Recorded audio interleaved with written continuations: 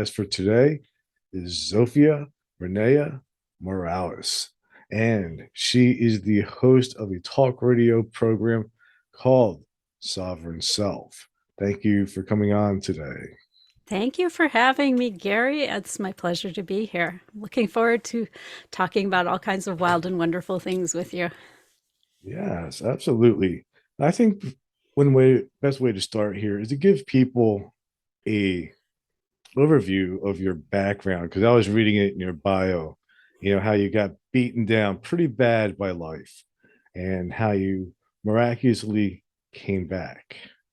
Yeah, and I used to think of it as life having it in for me. But now that I've come through everything, I look back on it with a different perspective. And I see it more in the context of my soul wanted me to wake up.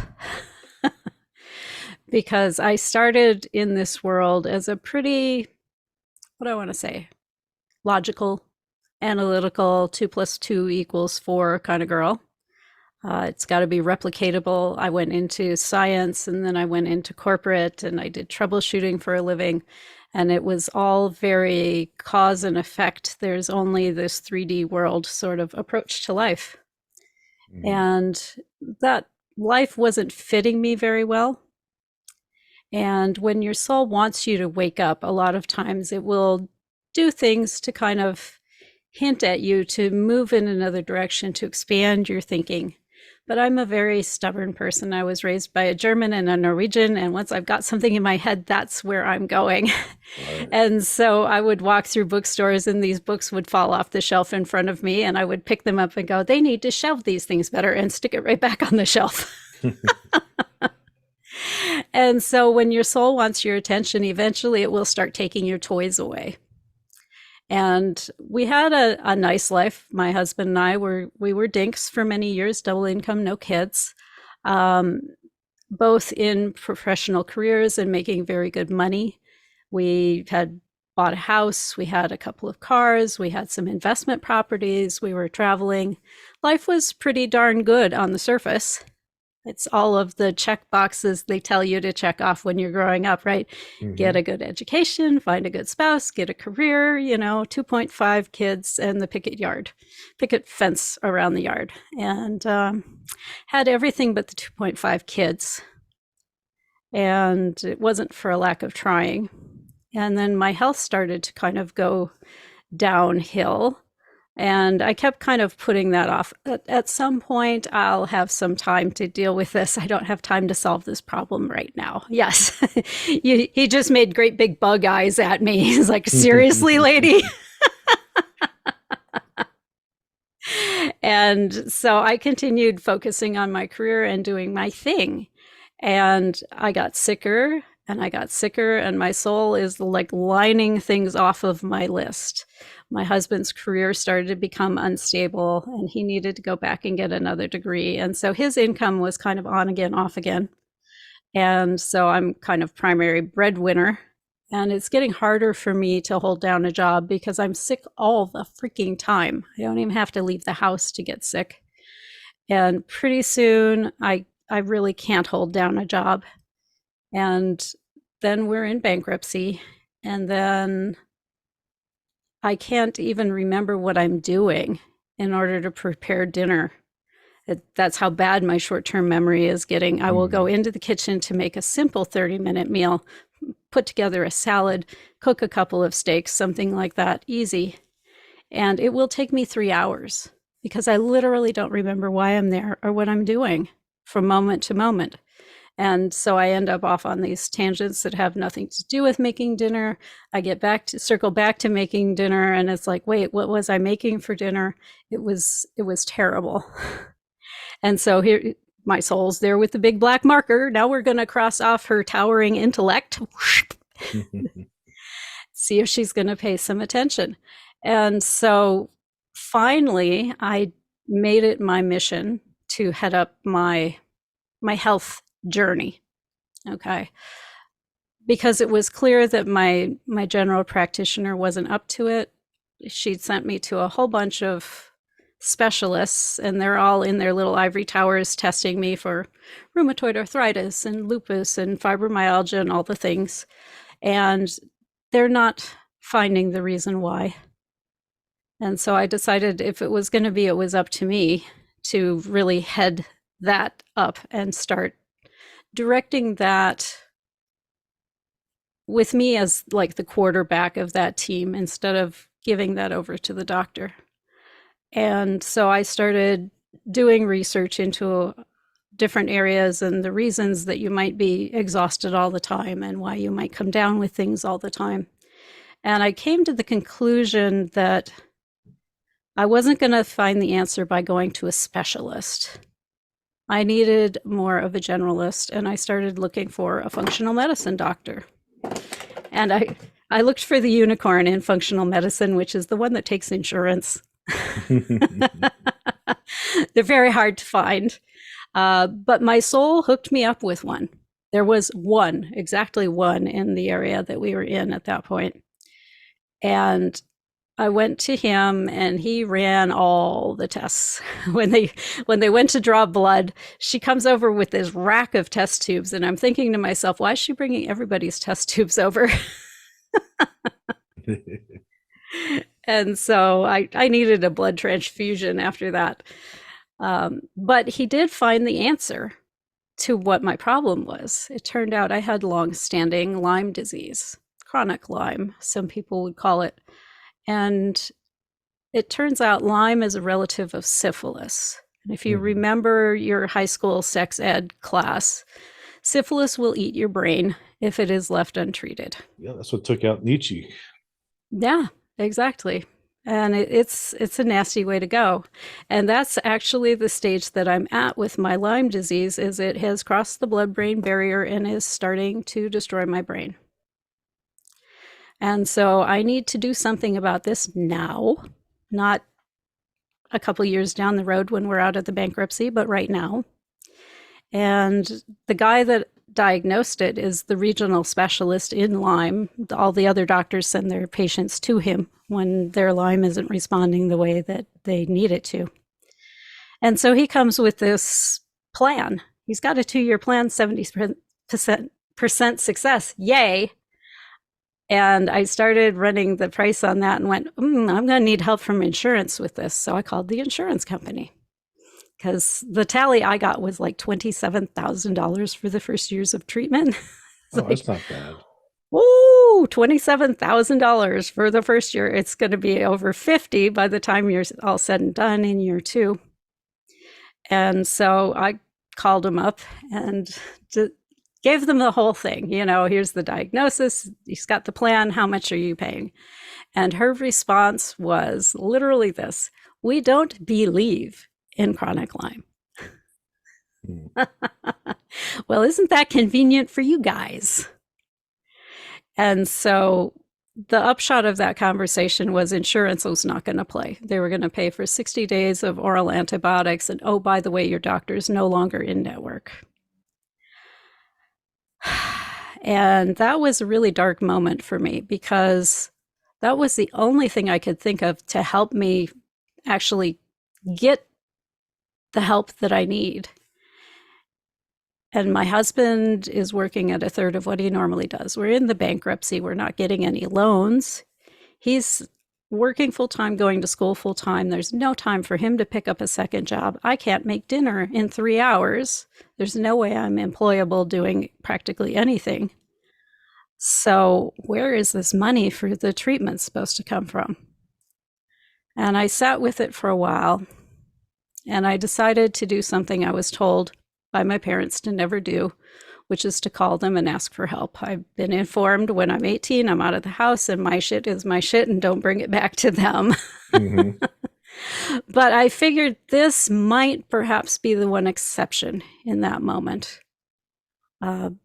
Because I know what the problem is, we know what the answer is, we get over that hurdle, and then I'm a contributing member of society again, and I can do things like pay people back instead of just die and be buried.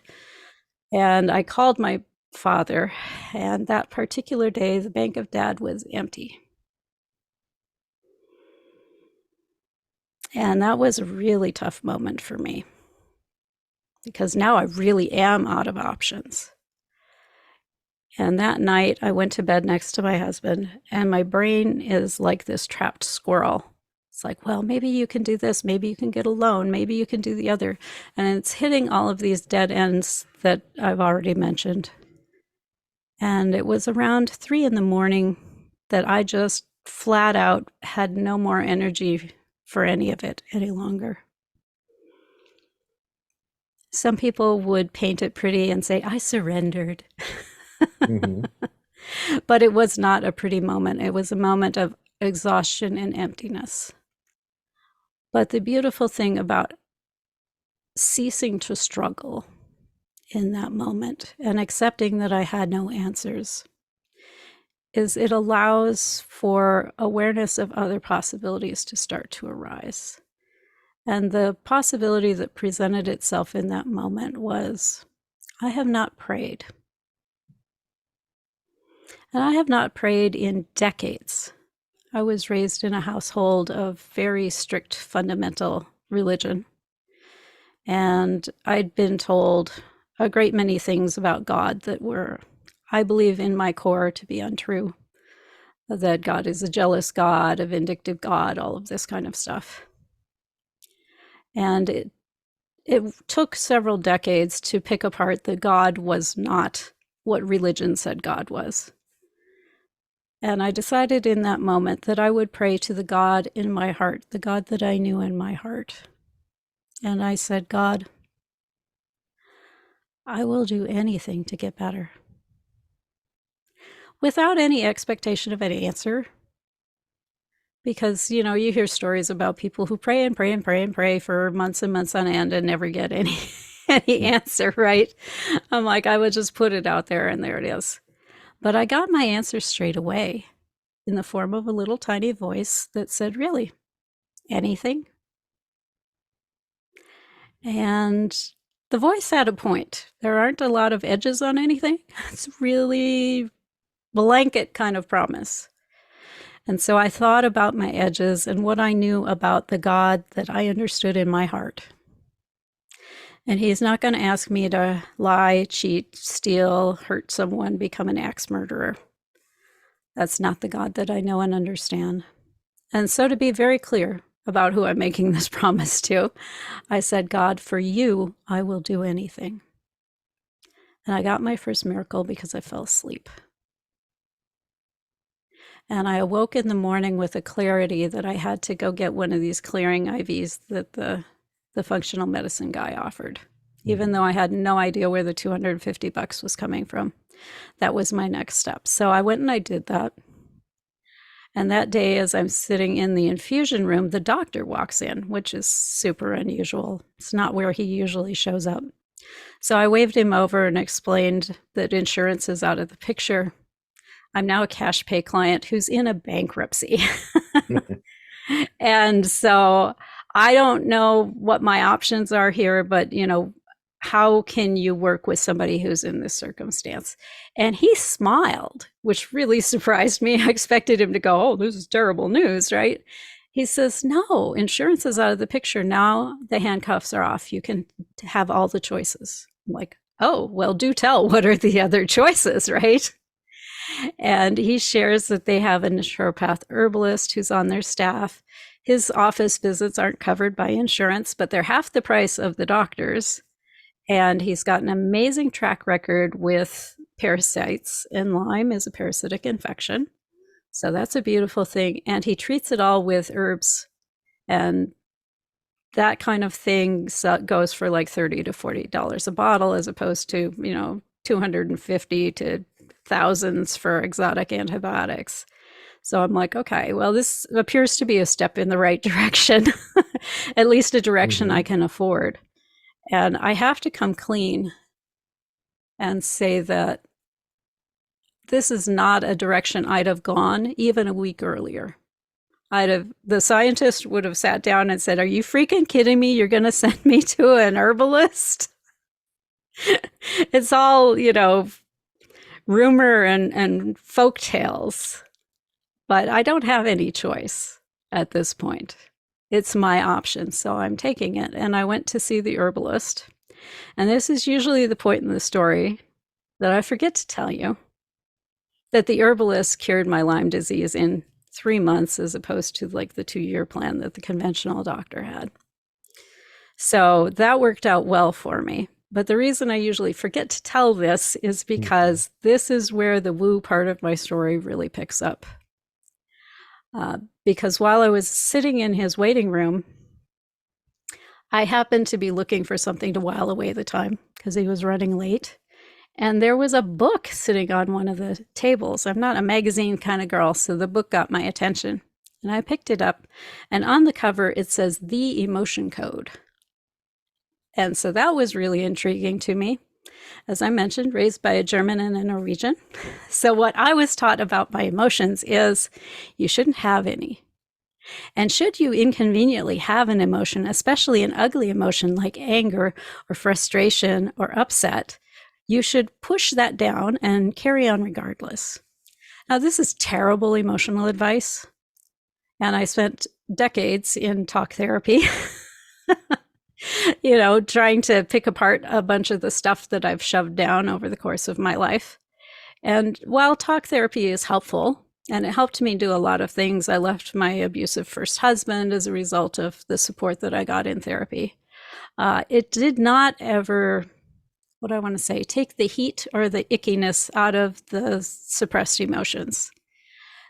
The triggers that went along with that wounding always seemed to remain there, regardless of how many therapy sessions I had. And so I figured if this guy understands the code to emotions, I want to know. And so I'm starting into this book, and then the owner of the book came back for it. And so now I got to find the book. But long story short, I found the book and started using it like an instruction manual. It's like, okay, this is what you do. All right, that's what I'm going to do. And it's working. Finally, some of the heat and the triggers are starting to get picked apart. And I'm like, well, this is pretty darned awesome. And so by the time I got to the section on heart walls, I was sold. This guy had me, I'm drinking all of his Kool-Aid because it's working. And I knew I had a heart wall. I didn't have to even muscle test for that. And that was one of the tools that he taught in this book was muscle testing. And so I'm taking down my heart wall. And in the process of taking down the heart wall, strange shit started happening. I believe that's the scientific term for it. I started seeing dead people. I started seeing angels and sprites and devas. I started seeing the past. I started knowing things about the future. And the scientist in me is writing things off as fast as she can. It's like, well, you have a really creative imagination. Or perhaps you've got a bit more brain damage than you realized, my dear. And I'm pretty convinced that if I tell anyone at this point, they're going to send the guys with the white coat and the wraparound sleeves for me sometime soon. And so it's not a very comfortable moment. And when you're in the process of waking up, your God squad is what I call them now. Your angels and your guides and your masters, the ones who are here to support you through this embodiment experience. They will get creative and bring to you what you need to be convinced. And so each of these instances is more obvious and more intensely not within the realm of what this scientific mind knows and understands. And there was one afternoon that I spontaneously came out with a prayer in Hebrew. Now, I'm raised by a German and a Norwegian in northern Minnesota. It's not like I'm exposed to any kind of Judaic religion or culture to speak of. It's not like I gained this in osmosis somehow. And the best that the scientists could come up with on that one was, you sat Seder one time when you were in college. You must have remembered it from that one exposure. Really reaching, in my opinion, but it was the best explanation that I had. And so they continued to up the ante, and it was a few days after that I came home from Trader Joe's and I see my neighbor staggering under her husband's weight, trying to get him in the house. He's doubled over in what's clearly a great deal of pain. So to heck with the ice cream, I'm going to get him in the house. And so I'm helping her in with him, getting into the house, and she's explaining that his kidneys have gotten so very bad and she's got to go get an emergency appointment for him. Can I just stay with him for a while? I'm like, fabulous, make the phone call, just, stay with him. And, there's nothing you can really do to make him comfortable. Kidney pain is not position dependent or anything like that. So we're just standing in the living room and I'm holding his hands to provide what comfort I can. And he closes his eyes and I can see his lips are moving. And I know them both to be very devout people. I would describe them as the best kind of Christians. They have that personal relationship with God. They live their service out into the world. They help everyone that they come into contact with, and they're not judgmental or pushy that, well, you have to, believe the way I believe. And so I know he's having a moment with his God, and I don't want to intrude on that privacy. So I went ahead and closed my eyes. And as I closed my eyes, I saw this little flame in my mind's eye, and it looked a bit like a pilot light. It's on the edge of going out. You know how they kind of flicker and dance right before they go poof. And I'm given this knowing that that's where he's at right now with his life and his life force. He could at any moment go poof and be out of here. And I'm pretty certain that the scientist didn't ask this question. I suspect it may have been higher self that asked this question. And it was, can we do something about that? And the instant that thought was fully formed, that little flame became like a bonfire. And I don't know how big it got because he dropped my hands and my eyes whipped open to see what was wrong. And he looks at me and says, "Are you a healer?" And I'm looking around to see who he's talking to because no, not over here. No, that is pure folktale right there. No. And his wife came back in the room and saved me from having to come up with an answer. And she said she's got the appointment. We hustled everybody out to the car because they had to go right now. And I hid in my house for 2 days, while the scientists convinced me that nothing had happened. And then my upbringing nagged me because in Minnesota, when your neighbors are in trouble, you shovel their walk, you bring over a casserole or some soup or something, anything you can do to make things a little easier for them. And so after 2 days, I decided I would go over and check in on them, fully expecting to hear that she's planning a funeral or she's got to go back to the ICU or something along those lines. And I tapped on the door and she answers it with a smile. Oh, okay. So maybe it's not as bad as I've convinced myself it might be. And she invites me in. I go into the living room and there is Jay. He's kicked back in his Barcalounger and he's got his drink at his elbow and his book and his remote and he's looking fat and happy. Like, "How you doing, Jay? What'd the doctor say?" And he says, "It was the strangest thing. By the time I got to the doctor, I was feeling pretty good. And they ran the usual battery of tests, and my kidney function came back normal. I haven't had kidney function that's normal in a great many years. And this man had a pile of documentation saying that his kidneys were shot. Mm-hmm. And yet now his kidneys are functioning normally." And that was the moment at which the scientist had to sit down and shut the fuck up. And I started to look back on the events of the previous couple of weeks with a different lens. And since then, I've moved into the world with more of a what if stance. What if there really is something more than what we can see and measure and explain as scientists? And it was also the moment that I had to accept that perhaps this might be part of that anything I had agreed to. Wow. So that's how I got into the woo world. I came kicking and screaming. And so after that though, like once you've had that realization, did your life improve?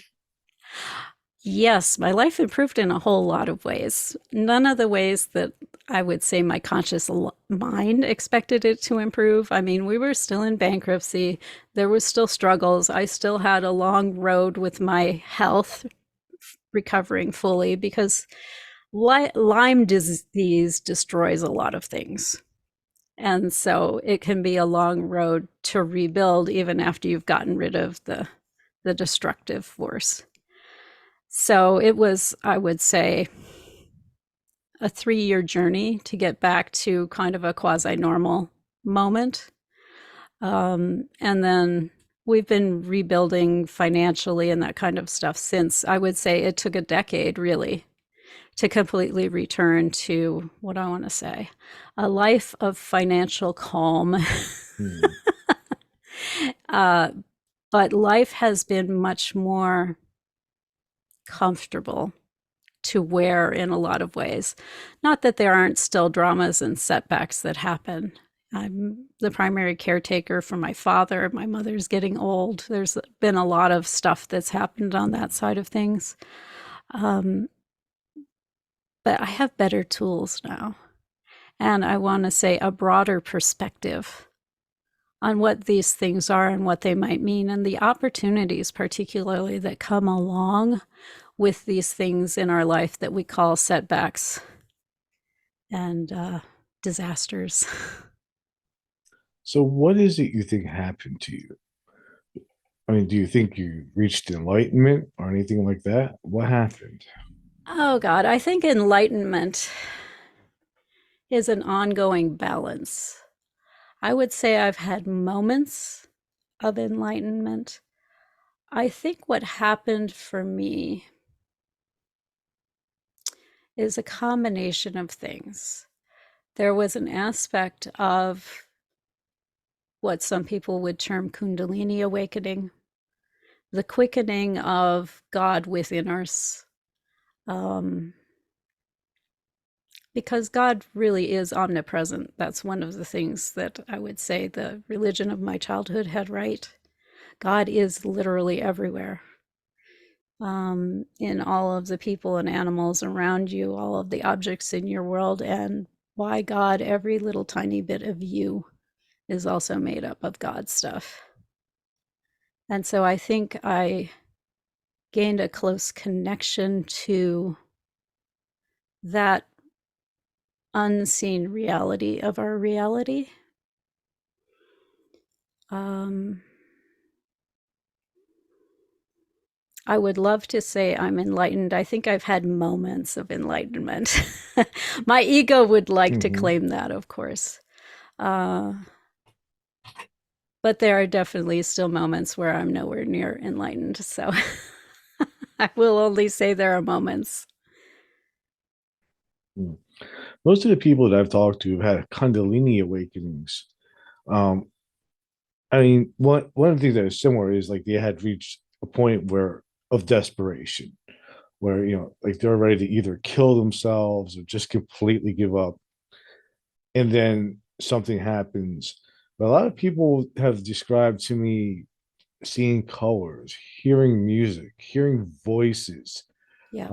feeling bursts of energy going through their bodies. Did you Yeah. experience It, any of it that? turns on all of your psychic sentences when God wakes up inside of you. And it can be very amazing and uplifting if you're prepared for that. And it can be freaking traumatic if you're not. Yeah. Yeah. I've had a friend who had it happen to him and he never wants to happen to him again. Yeah, spontaneous Kundalini awakening is scary. There's a reason that when you set about deliberately awakening your Kundalini, you do it with a master and it takes a number of years because you work through your stuff, you work through your issues, you clear the way for it to be a beautiful, open, expansive experience. And if you've not done that preparatory work, it gets hung up in places where it doesn't expect to get hung up. It comes out in ways that you don't want it to come out. And it's extremely uncomfortable and it's extremely intense. And it's very hard to put that back in the bottle. Mm. Yeah. I've been trying my entire life to have that experience. I took Kundalini yoga with a student of Yogi Bhajan. I've studied with Tibetan masters. I've studied with Zen masters, and I don't think I've experienced it yet. Yeah. Yeah. And it will happen in the moment that's right. I don't want to go through what you went through. You, you do or you don't? I I missed that. don't. I You don't. And don't. if Yeah. I actually probably I already have anyway. So, but it has. Yeah. I've never had that awakening. You know, like I'm looking at you right now, and you're just like everything's good, despite even the things that are going on in your current life now with your parents and the financial stuff. It's like it never ends. But how does a person become so spiritually sound that they're unaffected by everyday life? Hmm. I think there is a stage at which you become unaffected by daily life. I'm not there yet, but I will say that the moments of human reaction are getting shorter. Mm-hmm. Okay. So if you think about when life was really good and something terrible happened to you, you're on the verge of graduating and your girlfriend leaves you, right? Um, the human reaction is, oh my God, this is awful. I loved her so much. We had so much potential, right? And you go through all of like the breakup emotions. It's terrible, terrible, terrible, terrible. And you don't have any, what do I want to say, perspective on the gift that might come in the wake of this, especially if it was like your first girlfriend. So that's kind of what it's like every time you have a setback initially, right? Because your brain had this plan and you get attached to the plan and the vision that your brain had. And I think I do still have that reaction, right? When something comes in and it changes my plans, but it's a much shorter reaction now. Mm-hmm. And it's easier for me now to shift into curiosity. Curiosity is my good friend on this journey. Curiosity. How is this serving me? Is the next question that I deliberately invite in. Okay. It sucks. It wasn't what I was expecting. I've gotten through the reaction on that. How is this serving me now? And the universe will answer all the questions that you ask it. And that was a big lesson in my journey, was be very careful the questions that you ask. So I've released a lot of the questions that you're raised to express. The why does this shit always happen to me and that kind of thing. Mm-hmm. Not useful questions to ask the universe, and it's not really something you want the answer to.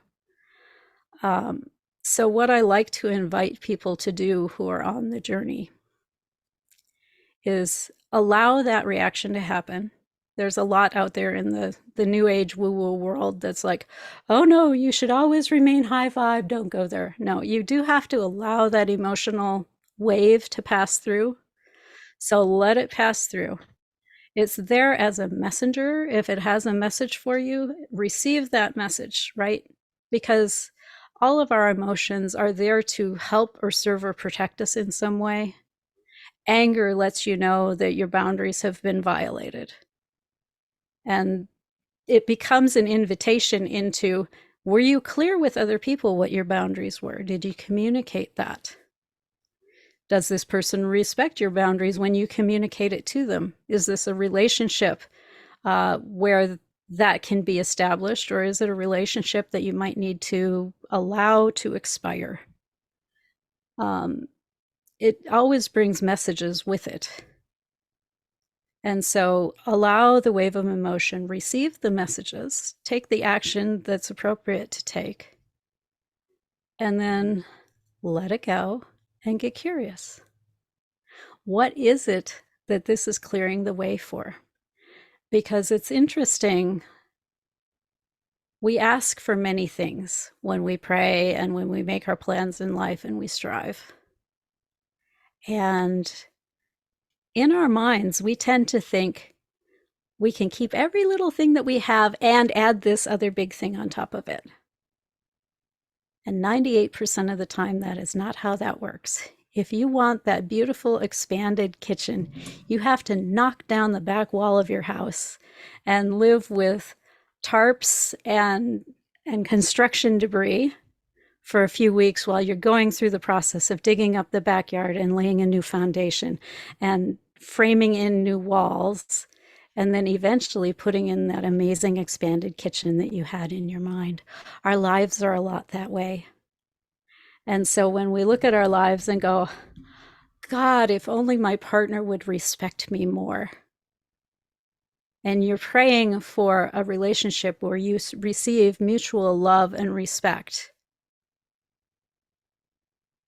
Sometimes the other half of that relationship has to go. Sometimes that relationship has to expire for you to have the relationship of your dreams to show up into that space.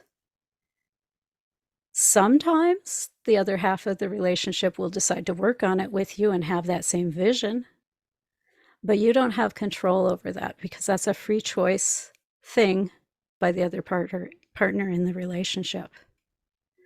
And so it's important to know when you're inviting something big and profound into your life that you may have to let go of a few things. You may have to empty your hands to make space for that to arrive. Who wants to do that? No one likes to do that voluntarily. We want the change, but we don't want to have to change to have it. Yeah. Which is why curiosity serves us well when the setbacks start to arrive. How about the small things? Sometimes the little things are what like sometimes like the big Oh, things I can handle. But I'll just give you an example. Okay. yeah, I went to the store right before, after work and I bought a blueberry muffin. I said, man, I'm yeah, gonna eat this muffin before I go to bed. I sit it on the counter, right? yeah. I go to the bathroom. I come out. My dog was eating my muffin. Oh, no. All I want is my muffin back. I've been mad for 3 hours now over this blueberry muffin. Yeah. Oh, oh. It's bad. Yeah. It's It's really it's bad. It, it, frustrating. it, it, I don't know what's worse than that. You had your wonderful anticipation of your blueberry muffin destroyed. Completely destroyed. Yeah. And if you look at that situation, the blueberry muffin that you were looking forward to so much, and you look at your dog and you look at the relationship and the rules around whether he's supposed to be up on the counter helping himself to blueberry muffins. How has that been? He's got to stay off the counter, but Yeah. he doesn't. As soon as I turn my back, Mm-hmm. he's devious. Yeah. He might even be evil. Oh. Or he might be inviting you into a possibility of perhaps inviting a dog trainer into your life who can help you set that boundary. No, I'm his trainer. You're his trainer. Yeah, those are the things that are sometimes the hardest, right? Because they tend to arrive in the moments where you're tired and you don't have a lot of reserves left for the rest of the day. You just wanted this one thing to be able to go. And And it's sometimes, gone, taken away from me. yeah, It's like the hand of God came down and took that muffin. It's like God is punishing me. He's like, no, you're not having this. You're that not that's an allowed to be happy. that's an interpretation. It might be that he's also looking out for your blood sugar levels and your cholesterol. I don't care about that. I know you don't care about that right now, but overall, it's important for helping you remain alive and healthy in this world. It also offers you an opportunity to find a different way to support and comfort yourself. That has nothing to do with the physical. I'd rather have the muffin. I mean, if I have a I want choice my of muffin. if I have a choice of sitting down and meditating for 20 minutes and trying to calm my mind, or simply eating a blueberry muffin, muffin wins. You're going with the muffin. Okay. There's no way to solve that problem. There are ways to solve that problem, but you're telling me you're not incentivized to move down those roads to solve that particular problem, and that's So all right what too. does it take for a person to get to that point? It's part of the releasing of expectation and the getting curious. And it happens in small steps. And you just actually took one of those small steps right now by asking me about the possibilities. No, willingness is not a step. Yes, it sure is. If you are unwilling, nothing happens beyond that. Hmm.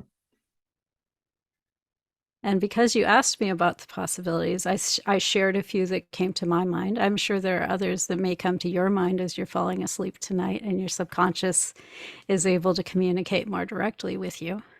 What I'm probably going to do is get dressed after this podcast and go out And and go get another find another muffin. damn blueberry muffin.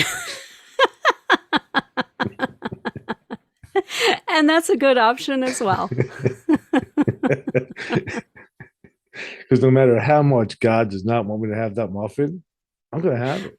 Well, you I'm have going. free will. You can always go get another blueberry muffin. And this time it goes in the refrigerator where the damn dog can't get to it if you have to pee.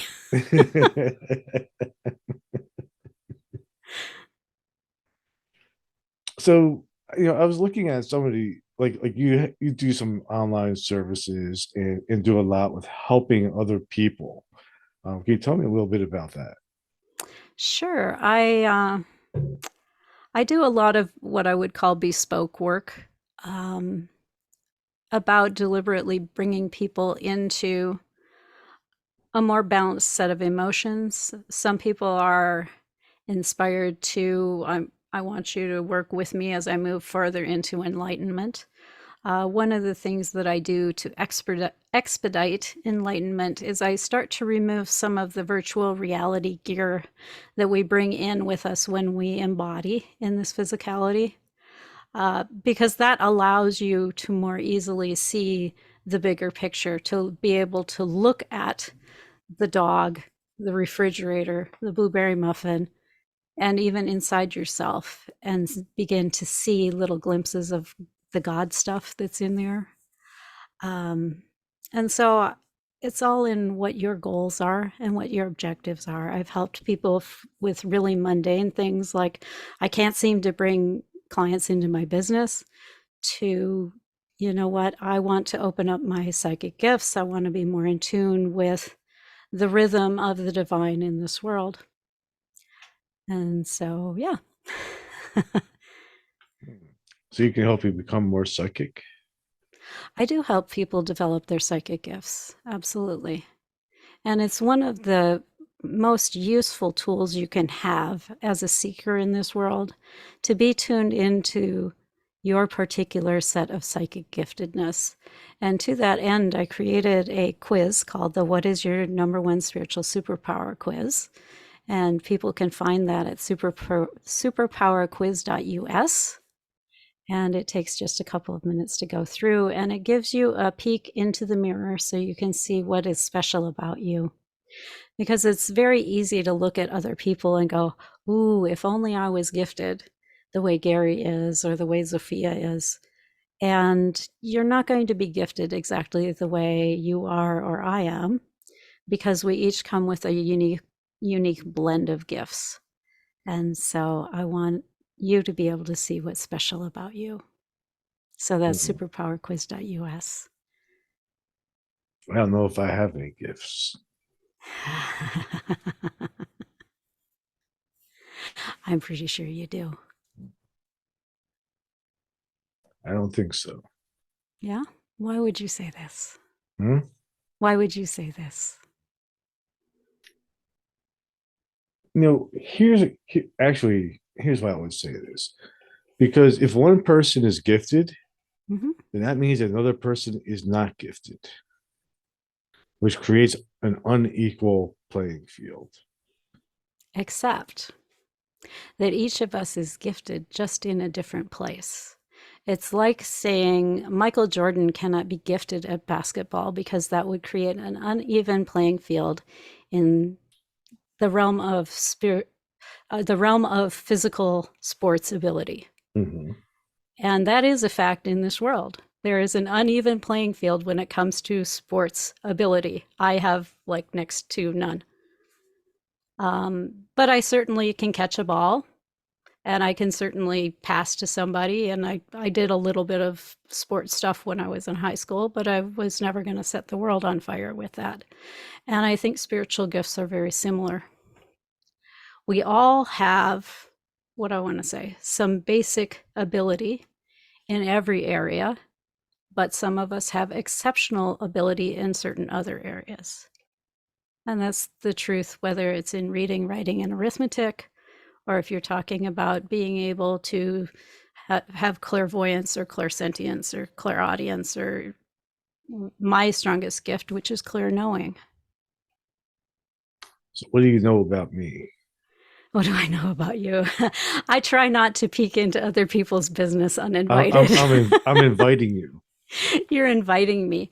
How my clear knowing works generally is somebody comes to me with a problem and says, "Here's my problem." And as they're telling me about their problem, I'm shown insights about what's going on with their problem, like the blueberry muffin. Hmm. And they don't always like my insights, they don't always agree with my insights, but something always shifts around it from the interaction. I don't know if that answers my question. Okay. Uh, so when you have a clear knowing, what is that like? You just boom, you know something, right? It's like a very strong intuition, like walk into a room and you know this person's good, or you know that person is not good, or you know that you're supposed to be somewhere at a certain time, so you'll be in the right situation, right time and place. Shall I describe what it seems like to me? Yes. Yes. Okay. So when you think, you have certain thoughts that you're used to, right? Your normal everyday thoughts. It's like, well, I should do this, and I've got this list of stuff to do, and blah, blah, blah, blah, blah. I've got these plans. Um, that kind of mind chatter stuff that goes on. And I have the normal mind's chatter stuff that goes on. And it usually has a lot of emotion tied up around it. I really want to do this. There's a lot of desire to go this way, or I really don't want that to happen, or there's fear or anxiety or whatever attached to these thoughts. When I have a clear knowing,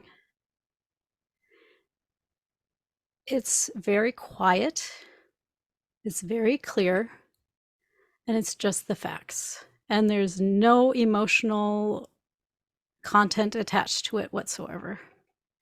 It just arrives. So, for example, say we were having a conversation and you told me I've got this lump over here and this and that the other. It might arrive in my mind. It's cancerous but benign. And it would be a just the facts kind of thing. And then I might have an emotional reaction to that, which might be relief. Okay, good. I don't have to tell him to go get something really nasty checked out. Hmm. Okay.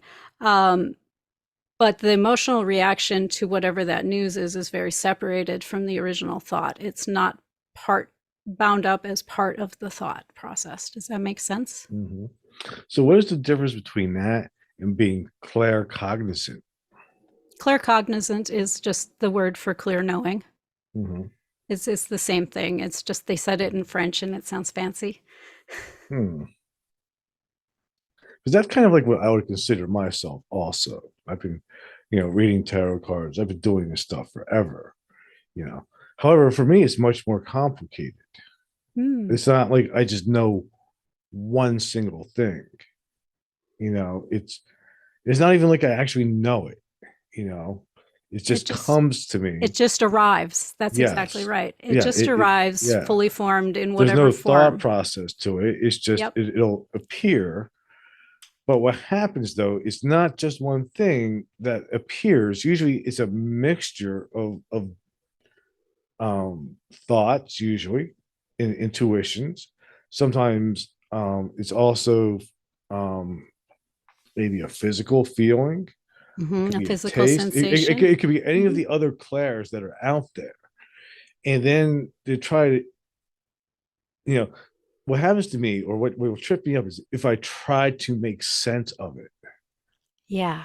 Because then I'm running it through my filter. I'm running it through my brain to make sense of it. But Yes. if I take it for just what it is in that instant, just the raw data Yeah. of what the experience is, even though it makes absolutely no sense to me. Just share the raw data because that's what the person on the other side understands Mm-hmm. because they have the context for it. Yeah. But for you, it's just a clear knowing there's no other bits and pieces that throw you How off how sometimes. best to describe it is because I don't just get knowledge. A lot of times I will it to me it feels like the remembering of something I've seen or the remembering of something I've heard. Uh, and I make that distinction because I don't believe most of the time when I get visual Mm-hmm. that it's actual clairvoyance. I think it's just the knowing of the seeing rather than Mm-hmm. actually seeing, if that makes sense. Right. Like if I were to do it for you, I Yeah. would say that you're still afraid of stuff. Oh, sure. I have That's fear. I'm kind of what I still pick up human. from you. Like you still have some fear and you still have some concerns. Yeah. I'm still human and I still have a lot of like the programming that we're raised with, right? What do you Yeah. think of death? I have a lot of what I want to say mixed emotions around death. There are beautiful aspects of death that I see and relate to much more now than I used to previously. I think the concerns that I have around death are mostly unfounded, which are that it might hurt. This is for myself personally. It doesn't hurt. But what I've known from people who've been through like near death, it's not actually physically painful once they're into it. Um, and I think I still have a lot to learn around grieving, which is something that I was taught to avoid very much growing up. So I still have some work to do around that to clear that kind of mess out. Because what I know and understand at this point about death from having talked to crossed over dead people and what have you, um, it's a beautiful thing. It's graduation. It's your reward. Hmm. On the flip side of that, what do you think the meaning of life is? Or is Hmm. there a meaning? Is it just a random set of events for us to suffer through? Or is there an No, actual purpose? I And think that there I don't know if is I don't know if I'm going to accept the sometimes. lesson answer either. Yeah, there is. I think sometimes a lot of meaning and purpose to what happens, even though it looks pretty chaotic on the surface. Mhm. And I think it has the meaning that you want to give it. Um, I ascribe to the God breathed out in order to experience what otherness is.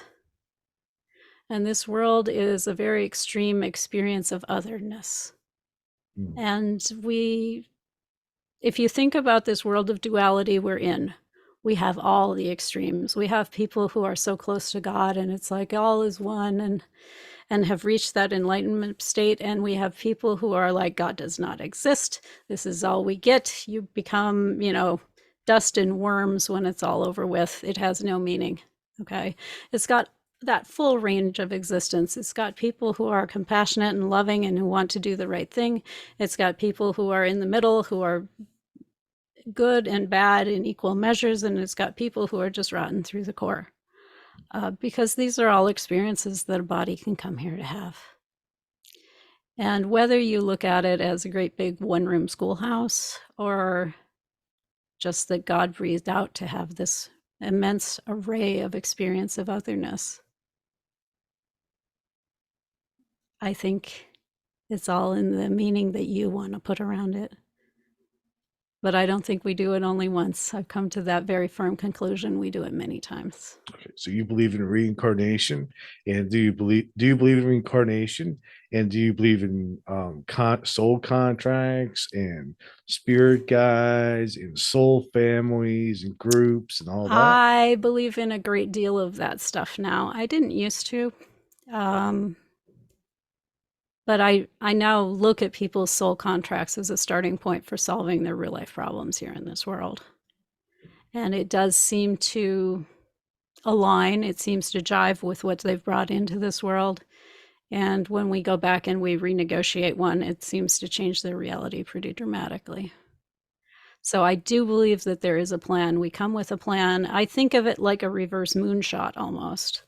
It's like we sit down with the whole team and we create this plan and what we're going to do and what are the objectives for what you're trying to experience and the experiments you're going to do. And it all gets put together and you put on your little earth suit and you embody and you go do the thing.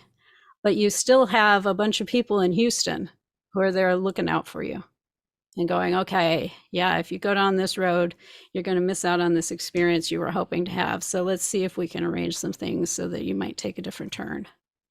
And you're the leader of the mission down here. You can decide what you want it to mean, how much you want them involved or don't want them involved. Can it help? Can it help alleviate suffering? Absolutely. Absolutely. But they have to be asked. They can't impose it on you because free will. And so if you want to release suffering and sorrow, you can ask for that help. Absolutely. Can we bring back my blueberry muffin? I don't think you'd want it in the form it currently is in. Just saying. I like the plan of going and getting another one better.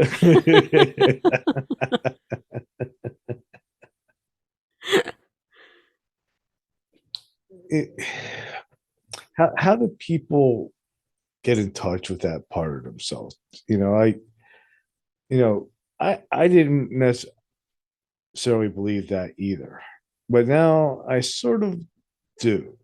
The hard thing for me has been to accept the fact that I would purposely sign up for this. Like, why would have I signed up for this particular life? It does I not know. make sense. It's would have fucking much dense down here, isn't I would it? have much, but not just that. I'm fine with the density, but I would have much rather been Keith Richards. All I really ever wanted in my life was sex, drugs, and rock and roll. I didn't want, you know, divorces and people dying and getting sick and being broke and having a car breakdown. And I definitely didn't want to have to go to work every day.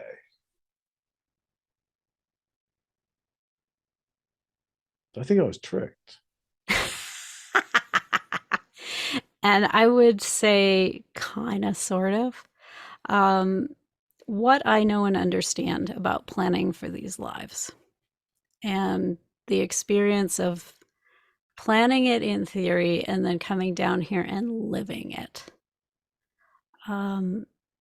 It's in some ways a little bit like childbirth, right?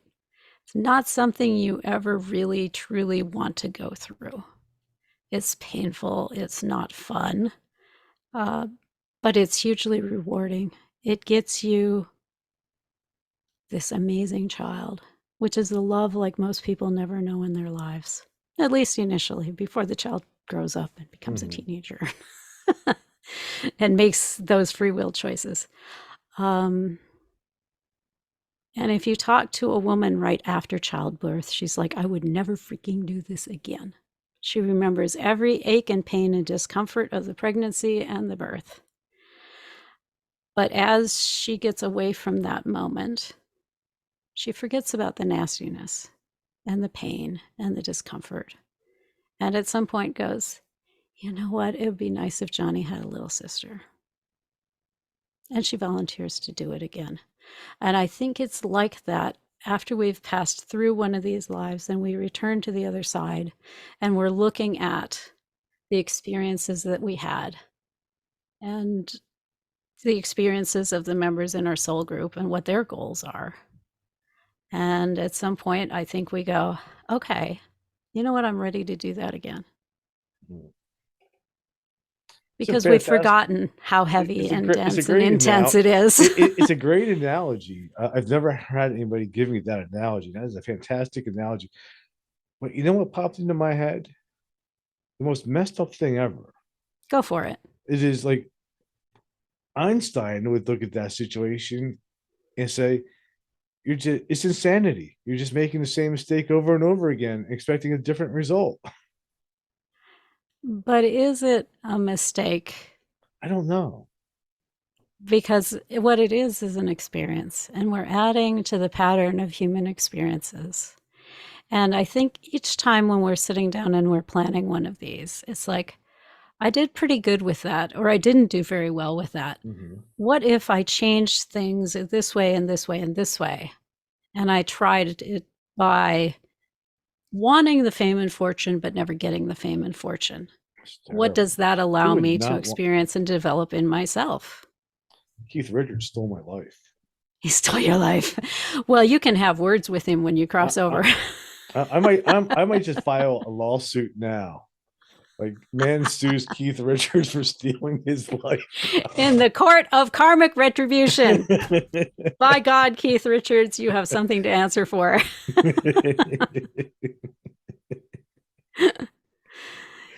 Do you believe in things like the Akashic records? Absolutely. I work with the Akashic records regularly. Um, I think there are a number of ways that it can be, what I want to say, envisioned or accessed. I see it, most people are like, oh, it's this library, and you go and you can pull down a book and look at lives and this kind of stuff. I don't really see it that way when I go in to work with it. It's a gorgeous image. If Mm-hmm. you've ever seen blue goldstone, how you've got this incredible translucent deep blue with these Yeah. little specks and sparkles in it. It looks a lot like that. And each of these little sparkles is kind of connected out to other little sparkles into this amazing glittery web of experiences. And Mm-hmm. some are brighter than others, some are darker than others, some have more color, some have less color. But it's this beautiful interconnectedness of life and life experiences and lessons learned. When people experience things like Akashic records or choose how to do the Akashic records meditation, there's tons and tons of these guided meditations out there. Visualize this, visualize that. Yeah. But my opinion is that there's no right or wrong. I think it's just going to happen naturally, tailored to the individual. Do you think that's true? I think it's very true. In fact, I used to be frustrated with those meditations, which is kind of ironic, um, because my soul is deeply involved in Akashic records and Akashic record work on the other side. We all have careers on the other side as well, and mine is deeply involved in that Akashic records stuff. But before I realized any of that, I'd gone through a few of these meditations, and they're like, go into the library and grab the book and flop it open and my book was always empty. Me too. Me I'm too. like, That's why it this is never so really. freaking frustrating. And I think there were a couple of reasons my book was always empty. The first one was I have this tendency to want to cheat and know where I'm supposed to go next. Mm-hmm. And I think my higher self is not going to allow me to do that, because part of, I think, my experience here is the allowing and the curiosity of unfolding. And peeking in the book for me would be cheating. But the other is a more profound reason.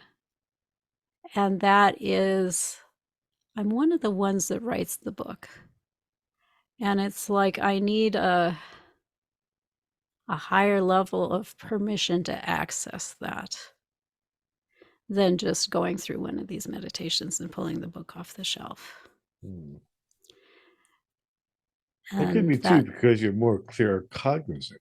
I think people that are more clear cognizant tend to, well, the you're visualizing, waiting for a word, but what eventually happens is it just comes up as an idea, yeah, and it might not have necessarily happen during the meditation because the yeah, mind might not be clear enough.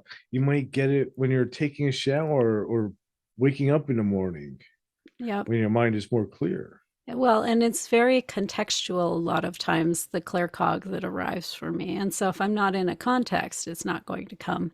The other challenge, I think, with that particular form of meditation, many of these guided meditations are extremely visual They in all their are. They're presentation. all very Yeah, um imagine this and do this.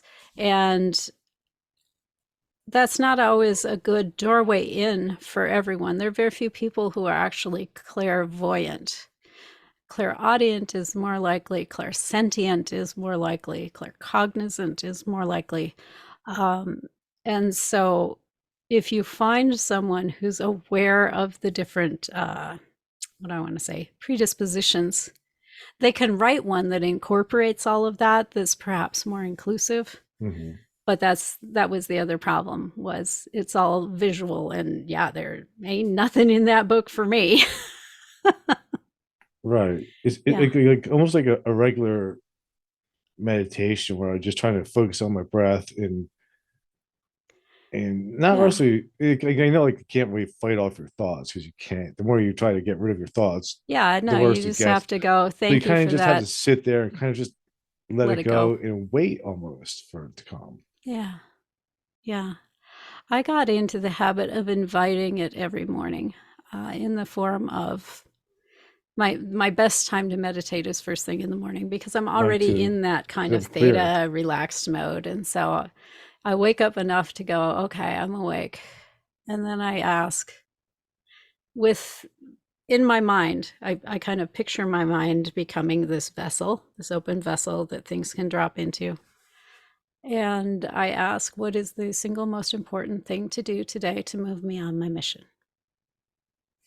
And something will always appear in that vessel, whether it's call so and so or go to the bookstore or whatever the mundane thing happens to be. Mhm. um, I've gotten over being disappointed when it's something really simple and mundane, and I just go, okay, Roger, and I put it at the top of my list, whatever it is. Hmm. You do any dream work?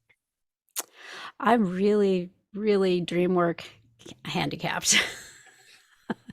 Super unusual that I remember any of my dreams. When I do, they're really profound and useful, but I've not become skilled in dream work. Hmm. What scares you the most? Hmm.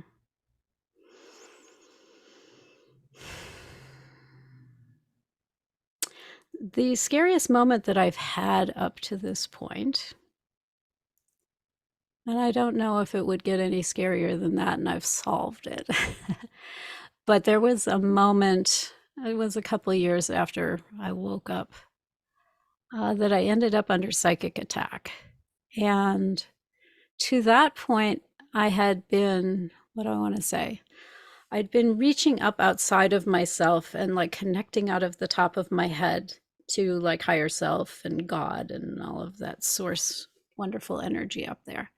And under this particular attack, I couldn't. It's like I was trapped in this bubble. And that was a really panic inducing moment for me. Mhm. It's like I'm completely cut off from God. And then I kind of breathed for a moment because I couldn't sense my guides. I'm completely in this bubble, isolated. And then it occurred to me that it's not possible to cut me off from God.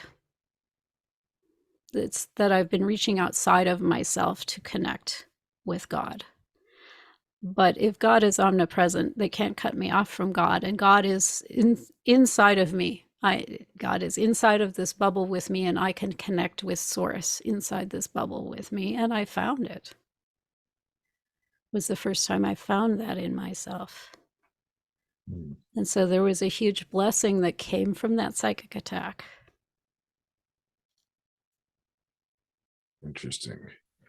Um, you ever do any out of body stuff? Not Ast- deliberately. Astral travel? Not deliberately. I have been pulled out of my body a couple of times, and this is partly how I know what my soul job is on the other side. Hmm. Because I've been pulled out of my physicality a few times to do like soul contract renegotiations. I want to go renegotiate mine.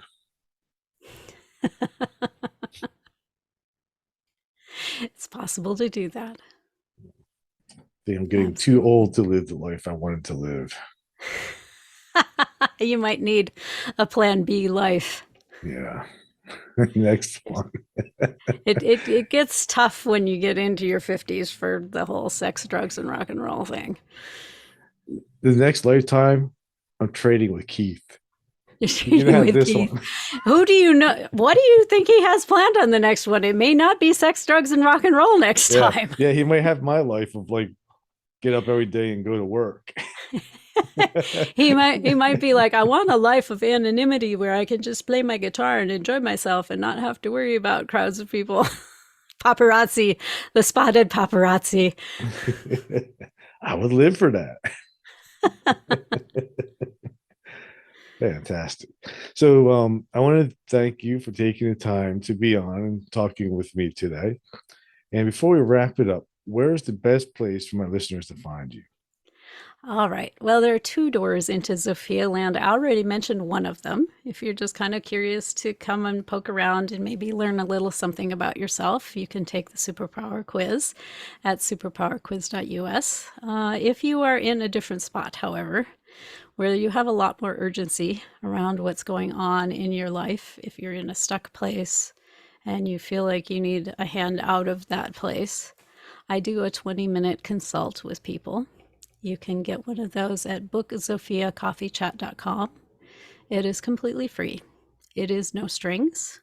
You will leave with a plan to solve your stuckness. And one of the options will be to work with me, obviously, but you will also have a plan that you can work on your own, Hmm. should you choose to exercise your free choice that way. Awesome. And that's it. Those are the only two places. That's the two places where you can connect with me directly. I am, of course, available on Facebook. You can find me on LinkedIn. Uh, just look for ZofiaRennea. That's ZofiaRennea. I'm the only Zofia out there. How about the podcast? The podcast. You can Radio find the show. podcast always at sovereignself.live. And if it's 4 p.m. Pacific, you will get the new show. And if it's not, you'll get the archives. And you can dig through 3.5, almost 4 years of soulful conversations and awakening and how you walk with a foot in both worlds. Awesome. So you'll have to send me the links to all those because I'm not going I to can remember them off the top of my head. I can totally do that. And then I can put them in the notes of this episode so my listeners can find you. Beautiful. Awesome. Well, thank you for coming on. It was a pleasure Thank you having for you. Hope having you do me. it again. And Absolutely. hang on for one moment. And I am just going to play the outro.